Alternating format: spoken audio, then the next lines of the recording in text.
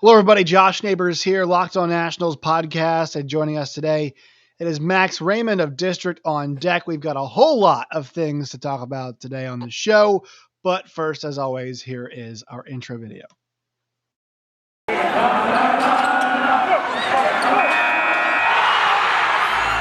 are Locked On Nationals, your daily Washington Nationals podcast, part of the Locked On Podcast Network, your team every day.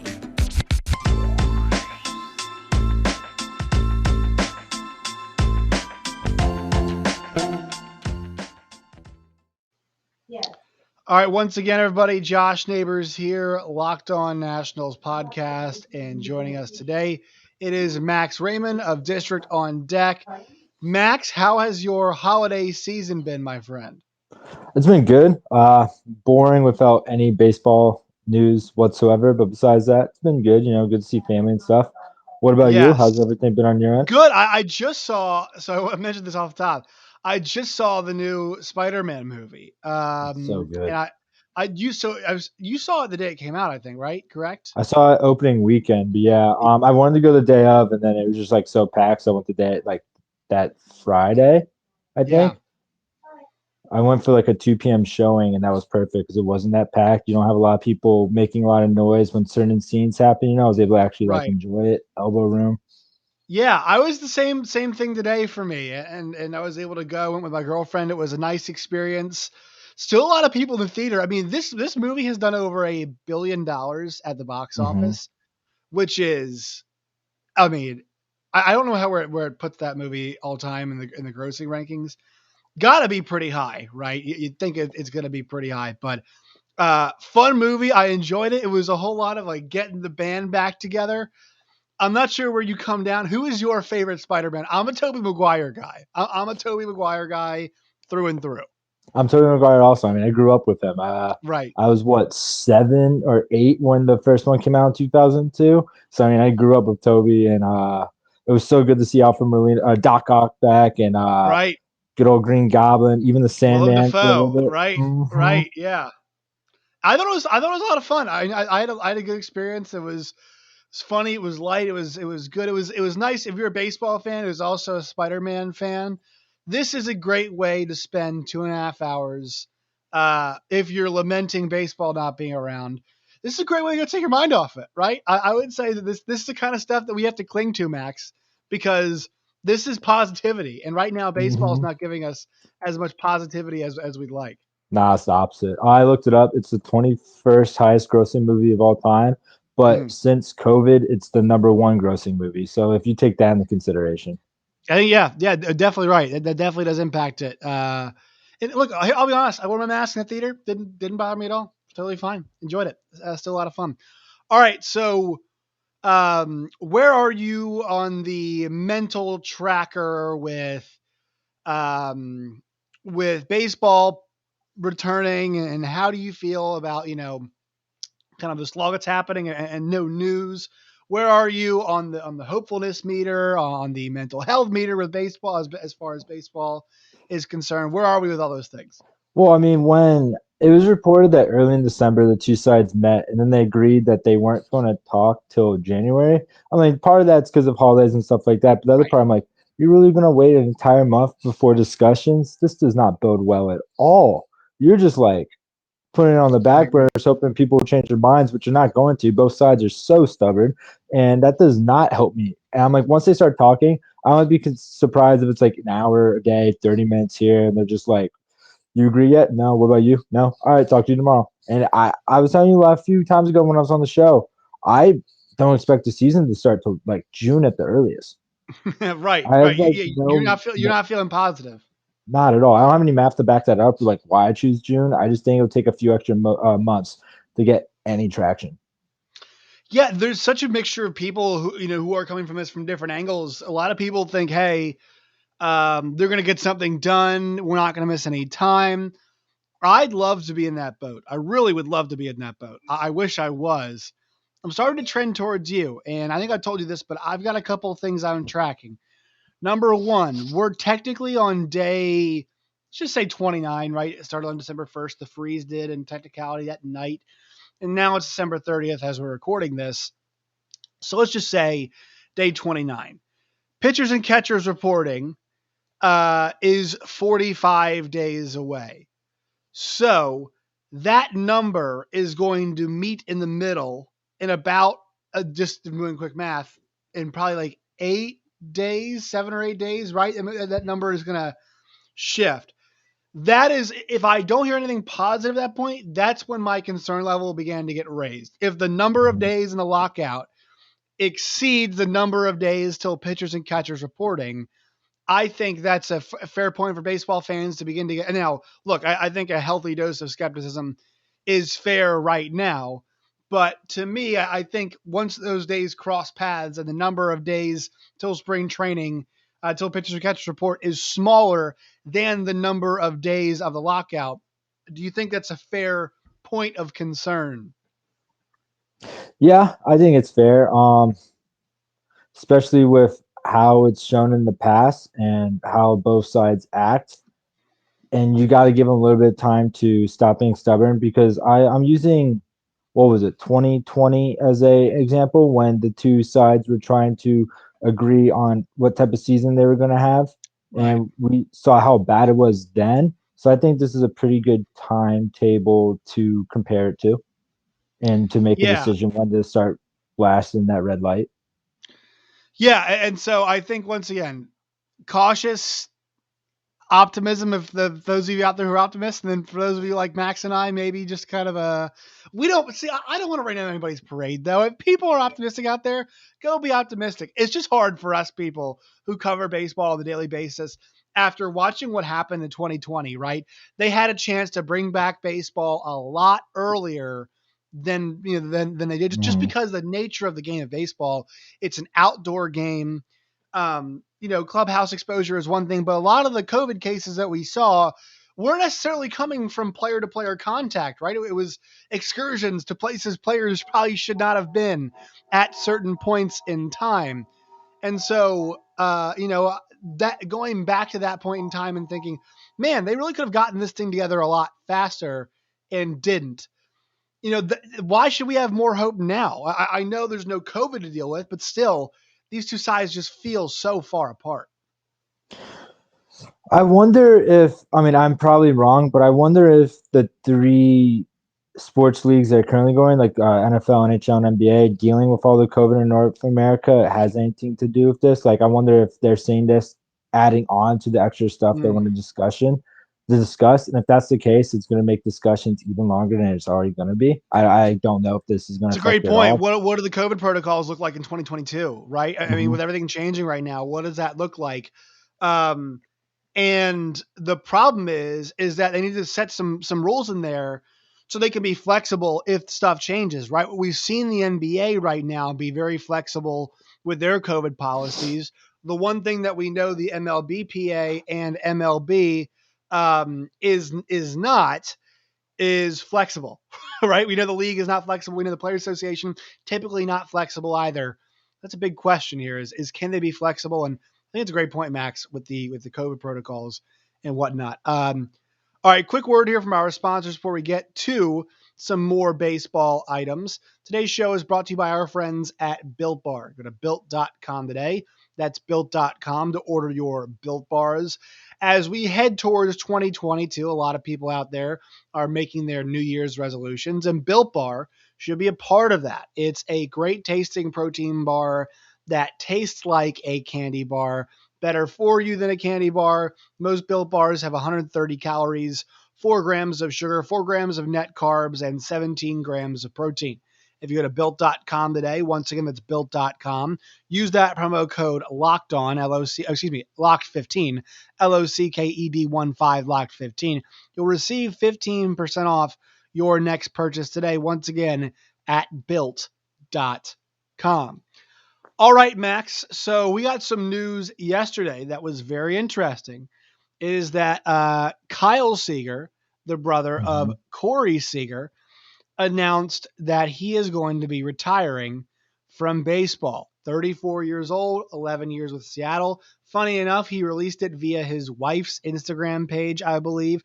Just kind of goes to show you what kind of guy Kyle Seager is. Obviously, a very private individual with this in mind. So I think that's very that's something that probably feels like it's part of the deal, right? There's not somebody who's out here for attention, right? Not somebody who wants to remain relevant. Just somebody who's very cognizant, I guess, of his own career. But if we're being cognizant of his career as well, this guy is coming off one of the best seasons that he has ever had. And for him in 2021, best seasons production wise, he really did a great job producing. Batting average wasn't there, right? But the production, in terms of 35 home runs and 101 runs driven in, both of those are career high numbers, despite the batting average of 212. So, um, Guy obviously still could be a very productive player, and also 212 is not what we're used to seeing from Kyle Seager. So I think it's reasonable to think that hey, next season things could jump up. But what were your thoughts for a guy who played 159 games and was relatively productive back in 2021? I was surprised because I didn't really follow the way he left the Mariners that much.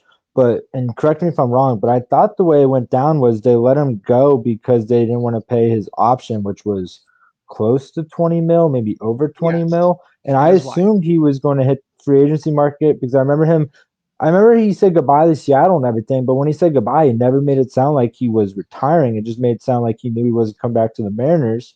And I was I always just saw Seager as you have all the top bats, infield bats, right? And I always saw once they go, he'd be like one of the top guys to go Hmm. after. Like you miss everyone else, you have a guy coming after 35 home run season who, and if the DH comes to the NL next year, like we are all expecting, he would be a prime DH candidate for the NL, another guy in the AL that you could have that rock in 100 RBIs. So I was very caught off guard by this. And then I saw a funny tweet today comparing he and Buster Posey because both dudes retired out of nowhere coming off of monster seasons.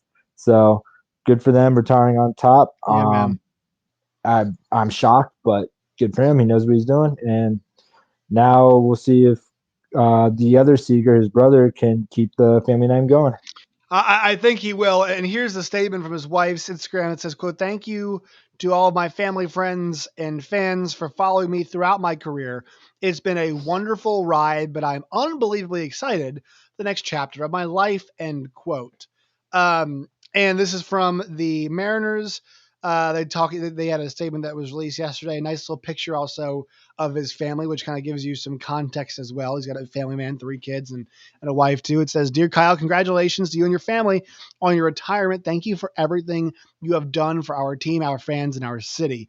As one of the best to ever put on a Mariners uniform, your passion and an example of what it means to be a professional will echo throughout the organization for years to come. Your impact went beyond the diamond as you were a leader in the clubhouse and a pillar of our community. Forever Mariner.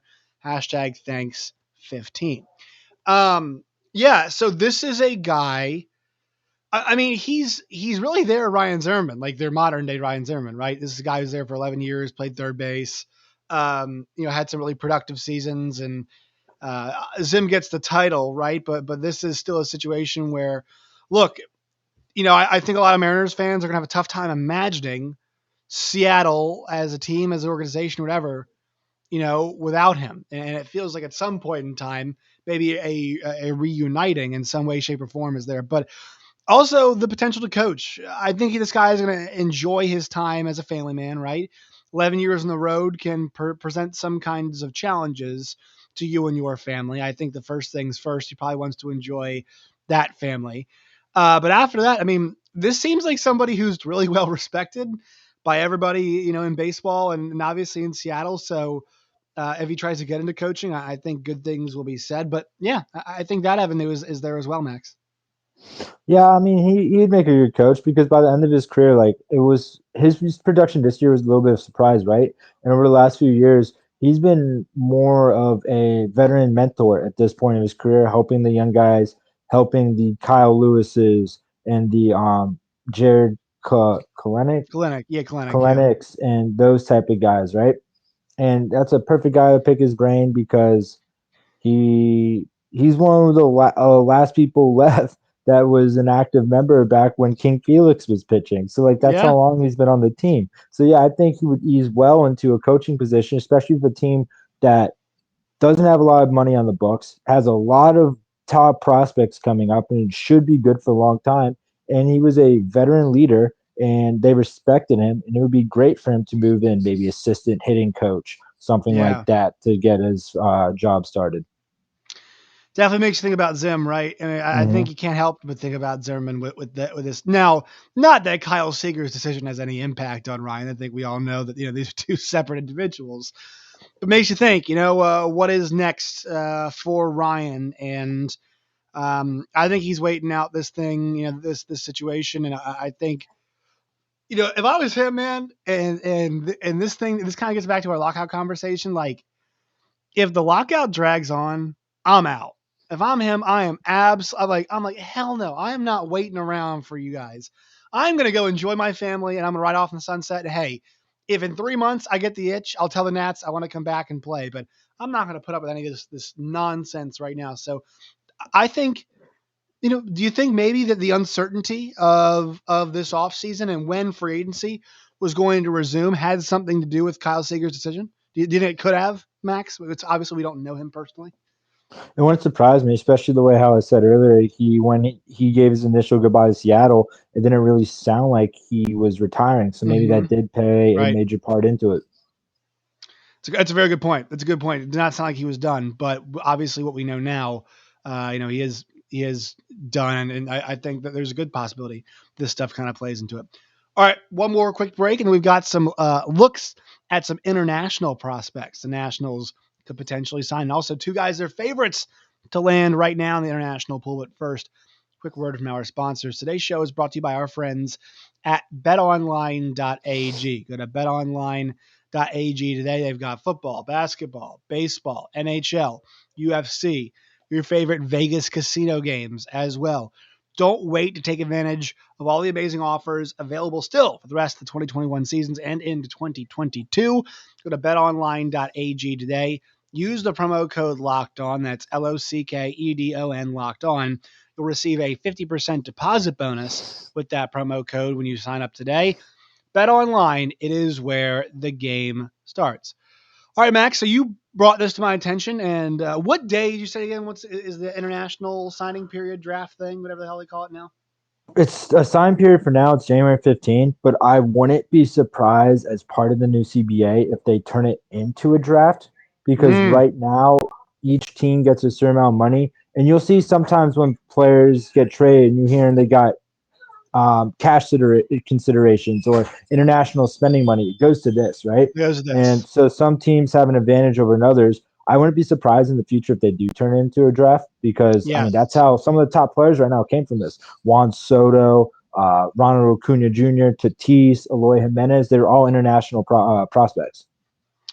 Yeah, and so I guess while it's not a draft right now, the nice thing that's happening is it allows the teams like the Nationals to be in on a couple guys in the top 10, right? Because normally Mm-hmm. it's tough to be on. It's tough to be in on two guys who are in the top 10 of everything, right? Of anything at all. It'll also be interesting if they integrated this into the Major League Baseball draft. I'm not sure if that would actually how that would work at all. Yeah, I don't know if the Uh, season, like their yeah, individual seasons, would match up. right. Yeah, that's what I say. I don't know if their seasons would match up, and also the development too, because a lot of these kids are 17, so it's Mm-hmm. important you get that time to see them whenever those Yeah. seasons are. Uh, a quick couple guys here. So Christian Vicaro is an outfielder out of Havana, Cuba. 6'3", 185. The Nationals are currently the favorites to sign him. This according to MLB.com, their prospects, their pipeline thing. So it's hard to handicap guys like this, right? It's hard to kind of look at these guys, but Vicaro and also Anthony Gutierrez from the DR, who is a 6'3", 190 pound outfielder as well. Targeting a couple outfielders, and we know this is a place the Nationals do need some help, right? There is uncertainty as far as it goes for the future of the Nationals outfield. Now, we probably wouldn't see these guys for years if they sign them, but hey, having some nice backup down the line in the form of a couple tall, lanky, athletic looking outfielders could be good. So one thing I'd like to point out is Vicaro has already been seen multiple times wearing full Nats gear and practicing with the players. So while it's not a given, it's pretty much a It's a lock for him. foregone. It's Yeah, semantics at this point. Yes. he's the number 2 prospect per MLB pipeline on when they ranked him. And the way I think you know this, but the way they rank prospects attributes, they give it on a 20 to 80 scale, right? Yep. And just looking at him right now, they gave him a 55 hit tool, 60 power, 55 run, 55 arm, 55 fielding. And then in the first sentence, they write a potential 5-tool player. And yes, you hear 5-tool be said all the time now. Doesn't mean as much as it used to, because Victor Robles was a 5-tool player and he's yet to live up to that potential. But when you have stats like this, and it's exciting, right? Especially when you're in a lockout, you have nothing to get excited about. Your team's in a rebuild, and you can only get excited about prospects. It's being excited. It's fine to get excited about more Nationals prospects the team might be able to sign, right? So for Nationals fans, they should be very happy if this follows through, and our team is able to get their hands on Vicaro. Yeah, this is a guy who is once again potential 5-tool player, 17 years old. So we don't know what that looks like yet, but the potential has got to be something that Nats fans are salivating over. And also, more. I mean, if you get more than one of these guys, and Anthony Gutierrez, 6'3", 190, kind of a similar build. He's got a 60 hit tool, 50 power, 55 run, 50 arm, field 50, overall 55. So kind of approaching the same area as well as our man Vicaro is. These just are too exciting, and they're also bigger. 6'3" is not like tiny, like it's not small. So these are two bigger outfielding prospects, and guys have displayed a good amount of speed too. So I think that they're both something to get excited about. And I don't know, like you mentioned, the Vicaro thing, like that sounds a bit more of a sure deal. I don't know about Gutierrez's situation; it could be a sure deal as well. But I think it's safe to feel like at least one of these guys is going to be a Nat, right? Yes. I'd be shocked if one of them isn't. And I guess the only way one of them isn't is if at the last second they implement a draft. Right. Yeah. Or something changes, right? Or the money's not there, but it feels like the Nats might have the cash in terms of the international And spending. speaking of that, a bunch of Nats fans wanted the team before the lockout to go out and sign these big name players attached to a qualifying offer, right? Well, besides when you sign a player qualifying offer and you lose a draft pick, you also lose international spending money, Yep. which affects this. So that not everyone's been paying attention to that. So while you can't have your team sign big names and get the big name international prospects, it's one or the other. And the Nats are going the international route, which for now makes sense. Build up the farm.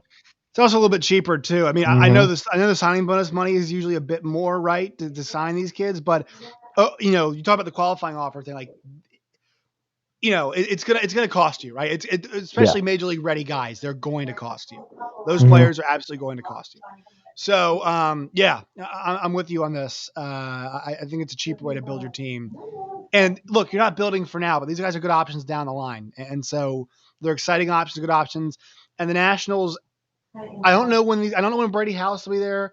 I don't know when any of these guys will be there. They bring these guys up, but I'll tell you something.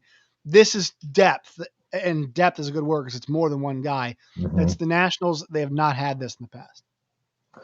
Not just that, the only depth they have right now is pitching. It's pitching, right? And neither of these guys are pitching, so that helps. You got Brady House, right? But besides him, there's no big name prospects in our farm system that people have been hyping out and yelling their names, right? And this helps that. You have some guys to look forward to with immense potential to down the line be. Yeah, outside of pitching, there's not a Mhm. whole. I mean, there's not a whole lot there because you mentioned Brady House, but Cavalli and Rutledge are pitchers, as you mentioned before. And Armando Cruz, 17 years old, so when's he going to come Cole up? and Cole Henry's another pitcher.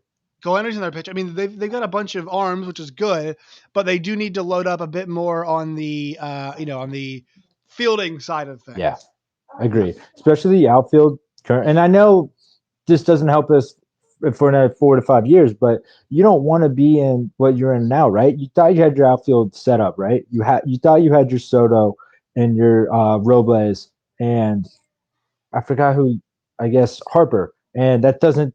You let Harper walk. Robles doesn't live up to his potential, and now you're left with Soto, and you're left with a bunch of other guys with Stevenson and Stevenson, Lane Thomas, he just traded for. Lane Thomas, and Yadier Hernandez, right? You find you have a bunch of guys vying for positions that might not start on other teams. You don't want to be in that position down the line. So load up the outfield. Yeah. All right, Max, what are you working on right now, and where can people find your work? Well, our Phillies site gave us this idea, and they started ranking the top 5 players at each position in Phillies history. But for them, a lot of the players are players that already retired. For us, only being a team since 2005, most of the fans are going to be very familiar with the names. Some of Right. them are going to Right. be still playing, and we're starting with starting pitching. That should be up tonight or tomorrow. Awesome. Max Raymond from District on Deck. We appreciate your time as always. Thanks, man. Good to see you.